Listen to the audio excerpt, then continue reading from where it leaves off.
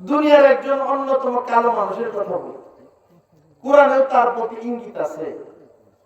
অনেকগুলো কালো মানুষের কথা কোরআনে ইশারা আছে। তার মধ্যে হইল একজন হযরত বিলাল। কালো ছিলেন কি ছিলেন না?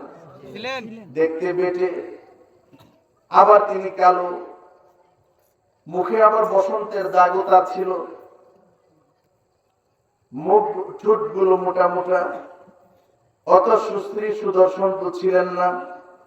আল্লাহর হাবিব মেরাজ করে এসে বলেন, ইয়া বিলাল হাদিসনি বিআরজা আমালিন আমিলতাহু ফিল ইসলাম ফাইন্নী সামি'তু দাফান আলাইকা বাইনা ইয়াদাই ফিল জান্নাহ। ও বিলাল, তুমি আমার বলো, ইসলাম গ্রহণ করার পরে তুমি কি আমল করো? জান্নাতে গেছিলাম মেরাজ করতে, মেরাজ করতে গিয়ে জান্নাত পরিদর্শন করে আসছি। জান্নাতে গিয়ে আমার আগে আগে তোমার পায়ের আওয়াজ শুনতে পাই। সুবহানাল্লাহ। কি আমল করো তুমি? হাদিসনি বিআরজা আমালিন আমিলতাহু ফিল ইসলাম। হযরত বিলাল তো কৃতদাস, হযরত বিলাল তো গোলাম, হযরত বিলাল তো বেটে মানুষ, কালো মানুষ, হযরত বিলাল তো পরদেশী, ইথিওপিয়া থেকে আসছিলেন। দেখতে তো অত সুন্দর না, কিন্তু আল্লাহ পাকের কাছে দামি, আল্লাহর হাবিবের কাছে দামি। এই জন্য বলা আছে হযরত বিলাল আগে জান্নাতে ঢুকবেন। কেমনে ঢুকবেন? আল্লাহ রাসূলের আগে কারোর জন্য জান্নাত খোলা হবে না। সবার আগে আমাদের নবীজি জান্নাতে ঢুকবেন। আমাদের নবীজি যখন জান্নাতে প্রবেশ করবেন, হযরত বিলাল থাকবেন নবীজির খাদেম। নবীজি জান্নাতে ঢুকবেন, উটের পিঠে সওয়ার হইয়া ঢুকবেন, আর বিলালের হাতে উটের রশি থাকবে। হযরত বিলাল আগে আগে যেয়ে জান্নাতে প্রবেশ করবেন, নবীজির উটের রশি ধরে টেনে টেনে যাবেন। সুবহানাল্লাহ। এইজন্য সবার আগে জান্নাতে প্রবেশ করবেন হযরত বিলাল। মর্যাদা কি মর্যাদা না? মর্যাদা। এটা কি সৌন্দর্য দিয়া হইছে? জি না। অর্থবিত্ত দিয়া হইছে? জি না। প্রভাব প্রতিপত্তি দিয়া হইছে? জি না। ক্ষমতা দিয়া হইছে নাকি? জি না। কি দিয়া হইছে? ভিতরটা ভালো। কি ভালো? ভিতর ভালো। ভিতর ভালো। আল্লাহ রাসূল মক্কা বিজয় করার জন্য আসলেন মক্কাতে মদিনা থেকে 10,000 সাহাবায়ে কেরামের বিরাট বড় কাফেলা। আল্লাহর হাবিব মক্কাতে প্রবেশ করছেন বিজয়ী বেশে। নবীজির মাথার মধ্যে কালো পাগড়ি। দুনিয়ার অন্যান্য বিজেতারা কোন এলাকায় যখন বিজয়ী হয়ে ঢুকে তাণ্ডব চালায়, ঘর বাড়ি ভাঙে, তারপর সেখানকার মানুষের মধ্যে আতঙ্ক সৃষ্টি করে। আমরা করেছি না? 5 তারিখে করছি। এটা বিজয়ীরা করে থাকে, এটাই স্বাভাবিক নেচার। যেখানেই কোনো বিপ্লব ঘটেছে এভাবেই ঘটেছে, কিন্তু আল্লাহর রাসূলের বিজয়টা এমন হয়। বছরের পরে বছর যারা নিষ্পেষিত হয়েছেন, মক্কার মুশরিকদের দ্বারা অপমানিত, লাঞ্ছিত, নিগৃহীত হয়েছেন, আজকে সেই শহরে আল্লাহর হাবিব ঢুকছেন, উটের পিঠে সওয়ার হয়ে ঢুকছেন, এতটা বিনয়ী হয়ে ঢুকছেন, আল্লাহর রাসূলের মাথা মুবারক অবনমিত।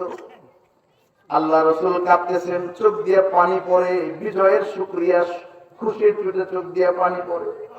মাথাটা নিচু করতে করতে আল্লাহর হাবিবের মাথা উটের পিঠের সাথে লেগে গেছে।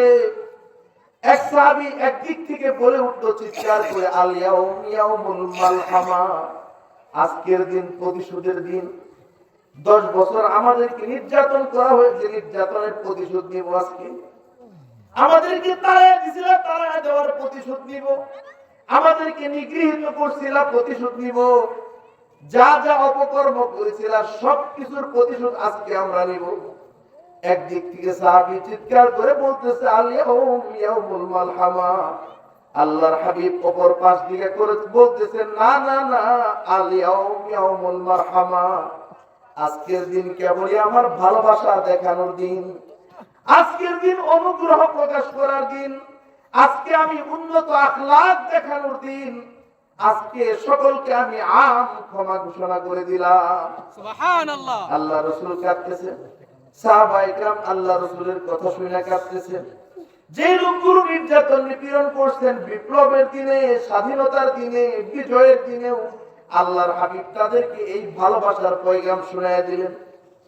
এই লোকগুলো এক একজন এক এক জায়গায় ঘাপটি মেরে আল্লাহ রাসূলের পদক্ষেপগুলো দেখছিলেন। কি করে যখন আল্লাহ রসুল এই বাণী দিয়ে দিলেন, ঐতিহাসিক কথা বললেন, কাফেরদের অন্তর গলে গেল। নবীজির কাছে তারা চলে আসলো। এরপর থেকে ফুতুহাত ফুতুহাত ফুতুহাত, বিজয়ের দ্বারগুলো একে একে উন্মোচিত হতে থাকলো। দলে দলে লোকজন আসতে থাকলো। সরকার দু আলমের আখলাকে মুগ্ধ। নবীজি খানায় কাবার চত্বরে ঢোকার পরে ঘোষণা দিলেন, এখন আমরা আজান দিয়ে নামাজ আদায় করব। আজান কে দিবে? হযরত বিলালকে বললেন, বিলাল তুমি আজানের জন্য তৈরি হয়ে যাও। হযরত বিলাল আজান দিবেন। হযরত বিলাল কোথায় আজান দিবেন? বিলাল বললেন, ইয়া রাসূলুল্লাহ, মদিনায় থাকতে মক্কার দিকে ঘুরে আজান দিতাম, আজকে আমি কোথায় দেব? এখানে তো মিনারা নাই। আল্লাহ রাসূল বলেন, তুমি খানায় কাবার ছাদে উঠে আজান দাও। হযরত বিলাল খানায় কাবার রশি বেয়ে বেয়ে খানায় কাবার ছাদে উঠলেন। উঠা জিজ্ঞেস করলেন, ইয়া রাসূলুল্লাহ, মদিনায় থাকতে মক্কার দিকে ঘুরে আজান দিতাম, এখন তো আমি মক্কা শরীফের খানায় কাবার ছাদের উপরে আছি, এখন কোন দিকে ঘুরে আমি আজান দিব? আল্লাহ রাসূল বলেন, আমি যেই দিকে দাঁড়িয়ে আছি আমার দিকে ঘুরে তুমি আজান দাও। সুবহানাল্লাহ। সারা দুনিয়ার কিবলা খানায় কাবা, খানায় কাবার কিবলা মুহাম্মাদুর রাসূলুল্লাহ।